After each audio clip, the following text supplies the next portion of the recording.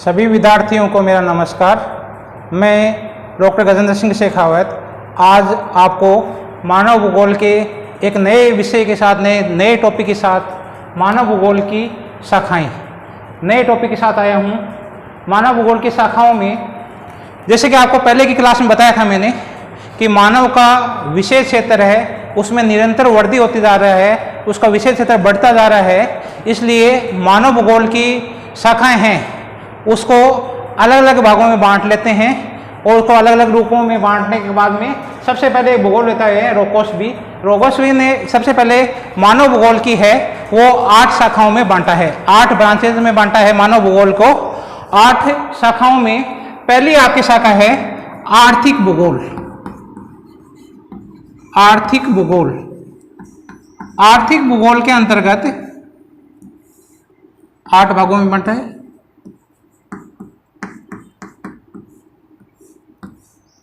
पहले आपकी शाखा है आर्थिक भूगोल। आर्थिक भूगोल में अर्थ से संबंधित अर्थ, मानव की आर्थिक क्रियाओं को इस शाखा के अंतर्गत सम्मिलित किया जाता है। आर्थिक भूगोल में मानव की अर्थ मतलब धन, आर्थिक क्रियाओं को सम्मिलित किया जाता है। इन आर्थिक क्रियाओं पर, इन मानव की आर्थिक क्रियाओं पर वहां की स्थलाकृति, वहां की जलवायु, वहां की जल, मिट्टी, जनसंख्या का प्रभाव पड़ता है।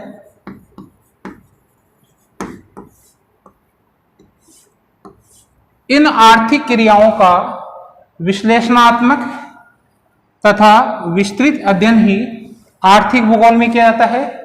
क्योंकि वर्तमान समय में आर्थिक भूगोल का क्षेत्र भी विस्तृत होता जा रहा है, इसलिए आर्थिक भूगोल को भी कई उपभागों में बांट लिया जाता है। मुख्य रूप से आपके आर्थिक भूगोल है, इसकी उपशाखाएं,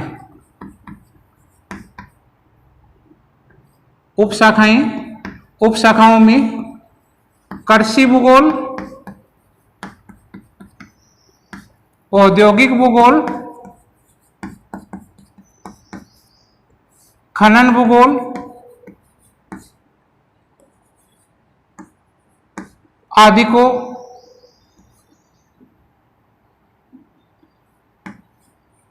को सम्मिलित किया जाता है। ये आर्थिक भूगोल है, इसके भी कई शाखा है, कृषि भूगोल है, औद्योगिक भूगोल है, खनन भूगोल है आदि, इसकी आर्थिक भूगोल की भी उपशाखा है। दूसरी आपकी है भूगोल की शाखा ऐतिहासिक। ऐतिहासिक भूगोल, इसमें मानव ने जो भी विकास किया है, मानव ने जैसे ही मान लो आपके क्षेत्र में जन्म लिया है, जन्म लेने के बाद में किसी भूभाग में उसकी सांस्कृतिक गतिविधियां, प्राकृतिक गतिविधियां, क्या क्या भूदृश्यों का निर्माण किया है, क्या क्या संस्कृति का निर्माण किया है, इसका ऐतिहासिक अध्ययन किया जाता है। मानव के विकास का, मानव ने क्या विकास किया, पहले कोई भी क्षेत्र, नगर है, गांव है, उससे आगे फिर उससे नगर बढ़ा, बड़ा नगर बना, कृषि विकास कितना हुआ, किस प्रकार से हुआ है, औद्योगिक विकास किस प्रकार से हुआ है।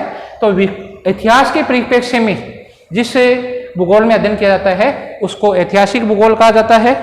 तीसरा अपना है राजनीतिक भूगोल।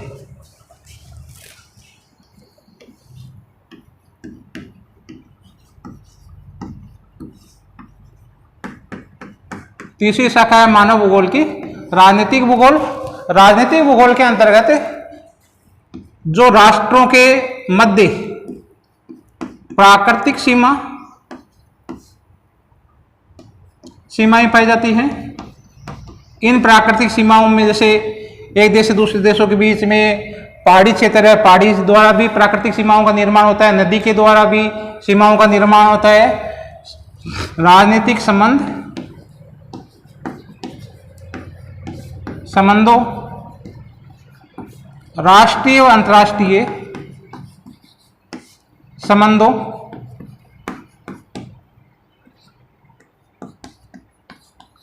संबंधों इन सब का अध्ययन है वो भूगोल की जो इकाई आपके है, जो भूगोल की एक नई शाखा है राजनीतिक भूगोल, इसके अंतर्गत अध्ययन किया जाता है। भूगोल की चौथी इकाई है सामाजिक एवं सांस्कृतिक भूगोल।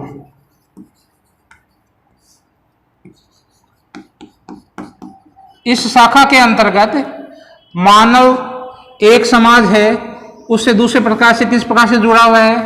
एक संस्कृति, जैसे ही मानव जन्म लेता है, जन्म लेने के बाद में वो उस स्थान पर रहता है तो नई संस्कृति का निर्माण होता है। जैसे मान लो आपके जो ठंडे प्रदेशों में लोग रहते हैं, एस्किमो लोग रहते हैं, तो वो जो बर्फ के मकान बनाते हैं उसको इग्लू कहते हैं। तो गर्म कपड़े पहनते हैं, अपने गर्म कपड़े पहनते हैं और विभिन्न प्रकार के क्या है कि जो कच्चा मीट खाते हैं, तो वहाँ के लोगों की संस्कृति अलग होगी। इसी प्रकार से जो भूमध्य रेखीय क्षेत्र है जहाँ पिग्मी लोग रहते हैं वहाँ गर्मी है और वहाँ पर उष्ण आर्द्र मौसम रहता है, तो वहाँ पर लोग क्या है उमस होने के कारण से कपड़े कम पहनते हैं, मकान है वो पेड़ों पर बनाते हैं, तो वहाँ पर उस प्रकार की संस्कृति का निर्माण हो गया। तो अलग अलग क्षेत्र में अलग अलग प्रकार की संस्कृति का निर्माण हो गया। अलग अलग प्रकार किस प्रकार के मानव ने संस्कृति का निर्माण किया, वहाँ का समाज किस प्रकार से है, समाज में परिवार के लोग किस प्रकार से रहते हैं, उनकी आर्थिक क्रिया किस प्रकार करते हैं, इन सब का अध्ययन किसमें किया जाता है, सामाजिक और सांस्कृतिक भूगोल के अंतर्गत किया जाता है। समाज का और संस्कृति किस प्रकार से हुई उसका विकास है उसका अध्ययन है वो सामाजिक और सांस्कृतिक भूगोल में किया जाता है। पांचवी शाखा है आपकी मानव भूगोल की परजातीय भूगोल। क्या है? परजातीय भूगोल। पांचवी शाखा आपकी क्या है? परजातीय भूगोल। मानव की विभिन्न प्रजातियों का अध्ययन इसके अंतर्गत किया जाता है। आपने नाम सुना होगा, मैं आपको बता देता हूं। जैसे मान लो आपके क्या है, प्रोटो निग्रेटो है सबसे पहले, जिसको निग्रो भी कहते हैं, ये प्रजाति हुई। फिर प्रोटो ऑस्ट्रोलाइड, मंगोलाइड,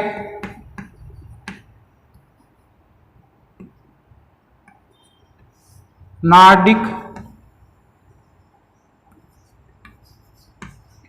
ये आपने प्रजातियों के नाम सुने, ये सब प्रजातियां हैं, मानव की क्या है, प्रजातियां हैं। इनके सबके रहन से अलग हैं, इनकी प्रजातियों के गुण अलग हैं, इनकी विशेषताएं अलग है। सब प्रजातियों के विकास कहाँ कहाँ हुआ, वहां पर ये लोग कितनी मात्रा में रहते हैं, इनका रंग रूप कैसा है, शारीरिक विशेषता क्या है, इनकी आर्थिक गतिविधियां क्या है, इन सब का अध्ययन है वो प्रजातीय भूगोल में किया जाता है। कि संस्कृति में सबसे पहले प्रजाति कौन सी विकास हुआ, उनकी शारीरिक विशेषता क्या है।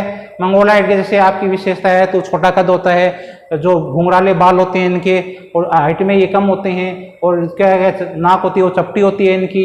इसी प्रकार प्रोटोआस्ट्रोलाइड है, इसका विकास इसके बाद में वो मंगोलाइड है, सीधे बाल होते हैं, जो आंख होती है इनकी जो बादाम की तरह होती है। जो आपके जितने भी जो जापान के लोग हैं, चीन के लोग हैं, वो मंगोलाइड प्रकार के लोग हैं। नार्डिक लोग हैं, ये इनकी नाक है, जैसे ये तीखी नाक होती है। अमेरिका के जो लोग हैं वो नार्डिक प्रकार के लोग हैं, आंखें होती है इनकी नीली होती है। तो ये विशेषता जिसमें प्रजाति संबंधित विशेषताएं पाई जाती है, जिसमें मानव की प्रजाति है, किस प्रकार की प्रजाति का रहन सहन है, जिनके शारीरिक बनावट किस प्रकार की है, इन सब का अध्ययन है वो मानव भूगोल की प्रजातीय भूगोल के अंतर्गत किया जाता है। आपकी 6 नंबर की है अधिवास भूगोल। अधिवास भूगोल, अधिवास का मतलब क्या होता है, मानव बस्तियां। मानव बस्तियां, ये मानव बस्तियां हैं, ये आपकी इन मानव बस्तियों क्या है, एक तो प्रकार और एक क्या पढ़ा जाता है, प्रारूप। प्रकार के अंतर्गत आपके है सघन, मध्यम, विरल, 3 प्रकार की है।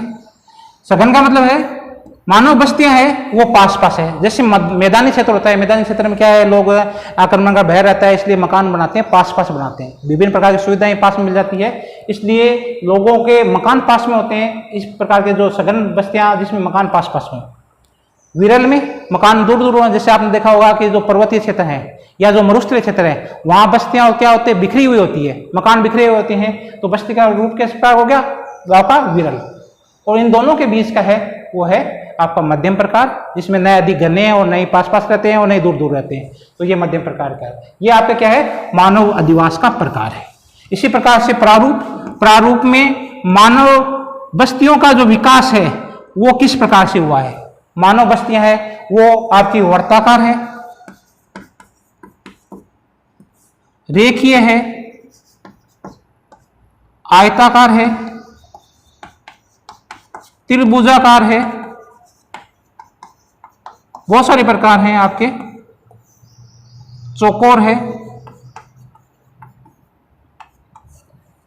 वर्ताकार मतलब यदि जो मानव बस्तियां हैं वो कोई आपका तालाब है और उस तालाब के आसपास जो बस्तियों का निर्माण हो जाता है, मकानों का निर्माण हो जाता है, तो इस प्रकार से जो मकान बन जाता है, बीच का स्थान खाली रहता है, चौक रहता है या कोई तालाब होता है, तो तालाब इसके आसपास तो इस प्रकार का जो गोल बस्तियां बन जाती है उसको वर्ताकार कहते हैं। रेखीय में किसी मार्ग के सारे यदि बस्तियां विकसित हो जाती है और एक रेखा के रूप में आपके जो मकान बन जाते हैं, बस्तियां बन जाती है, उसको कहा जाता है आपके रेखीय। इसी प्रकार आयताकार में आपके चौरस। इस प्रकार से ये आपके जहां दो मार्ग हैं वो आपस में मिलते हैं तो बीच में आपके यहाँ बस्तियों का निर्माण हो जाता है, तो ये क्या बन गई, चौरस बस्ती। इसी प्रकार त्रिभुजाकार, जैसे कोई नदी है,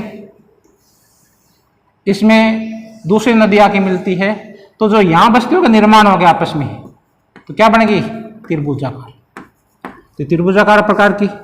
इस प्रकार से ये मानव की क्या बस्तियों के प्रारूप, मानव की बस्तियों के प्रकार और प्रारूप का जिसमें अध्ययन किया जाता है वो क्या कहलाएगा, अधिवास भूगोल। और इस अधिवास भूगोल में विभिन्न प्रकार के सांस्कृतिक भूदृश्यों का निर्माण हो जाता है। सांस्कृतिक भूदृश्यों में जैसे आपका है कृषि क्षेत्र, औद्योगिक क्षेत्र, गोदाम, मनोरंजन क्षेत्र, इन सभी क्षेत्रों का विकास हो जाता है, सांस्कृतिक भूदृश्यों का निर्माण हो जाता है, तो इनका भी विशेष अध्ययन किस में किया जाता है, अधिवास भूगोल में किया जाता है। क्या ये सांस्कृतिक भूदृश्यों का, ये आपके सांस्कृतिक भूदृश्य हैं, इनका अध्ययन भी किस में किया गया, अधिवास भूगोल में। तो सांस्कृतिक भूदृश्य अधिवास के प्रकार और प्रारूप का अध्ययन है वो किसमें किया जाएगा, अधिवास भूगोल में। दो छोटी छोटी इकाइयां और रह गई है इसके बाद में आपके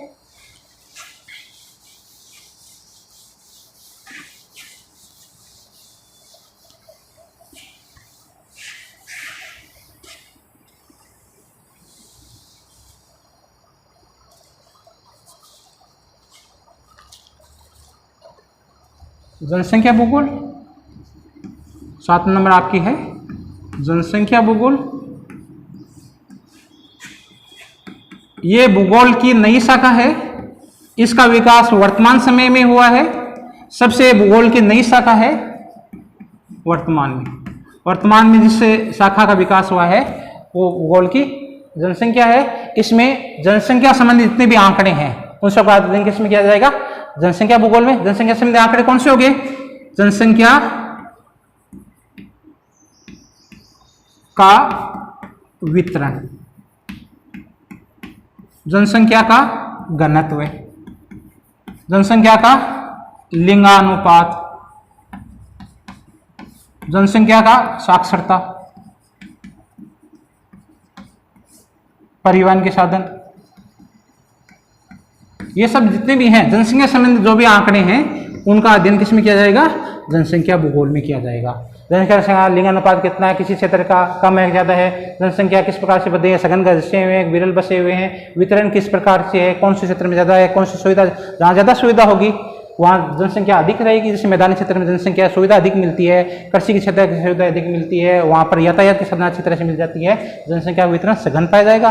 और जहाँ पर क्या है कि जैसे मरुस्थलीय पेड़ आपका पर्वतीय क्षेत्र है, मरुस्थलीय क्षेत्र है, जहाँ पर क्या है कि आपके कृषि क्षेत्र का विकास कम हो पाता है या परिवहन के साधन कम है पर्वतीय क्षेत्रों में, तो वहाँ जनसंख्या क्या पाई जाएगी? विरल। तो ये आपको वितरण में बताना है। घनत्व में लोग पास पास में प्रति वर्ग किलोमीटर में, घनत्व का मतलब क्या है? प्रति वर्ग किलोमीटर में कितने लोग रहते हैं। कहीं सघन रहते हैं, कहीं ज्यादा रहते हैं, कहीं कम रहते हैं, अलग अलग। जैसलमेर का घनत्व जैसे 17 है, आपका जयपुर का घनत्व अधिक है। लिंगानुपात में आधार पुरुषों पर महिलाओं की संख्या, स्त्रियों की संख्या, स्त्रियों की संख्या लिंगानुपात कहलाती है। साक्षरता पढ़े लिखे लोग कितने हैं? कितने?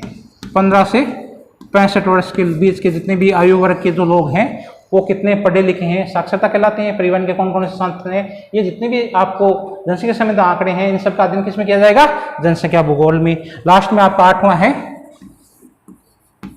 परिवहन भूगोल। परिवहन भूगोल के अंतर्गत परिवहन से संबंधित अध्ययन किया जाता है। परिवहन में उद्योगों से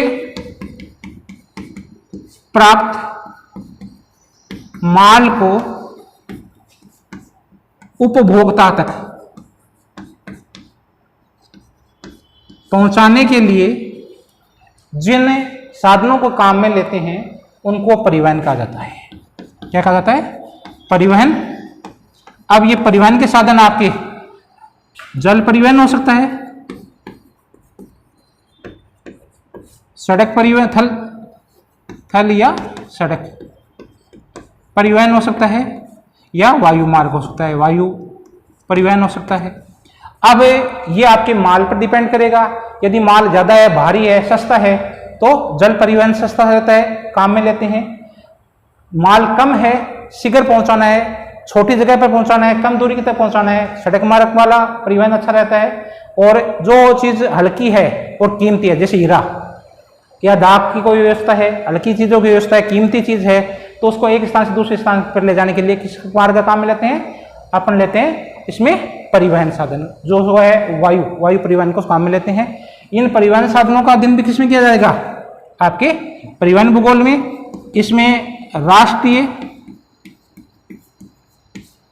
अंतर्राष्ट्रीय,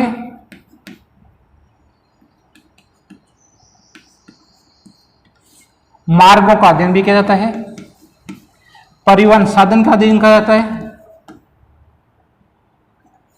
साधन कौन कौन से हैं, साधन के कौन कौन से प्रकार हैं, मार्ग कौन कौन से हैं, कौन से मार्ग उपयोगी हैं, इन सब का अध्ययन है वो मानव भूगोल की परिवहन भूगोल है, उसके अंतर्गत इसका अध्ययन किया जाता है।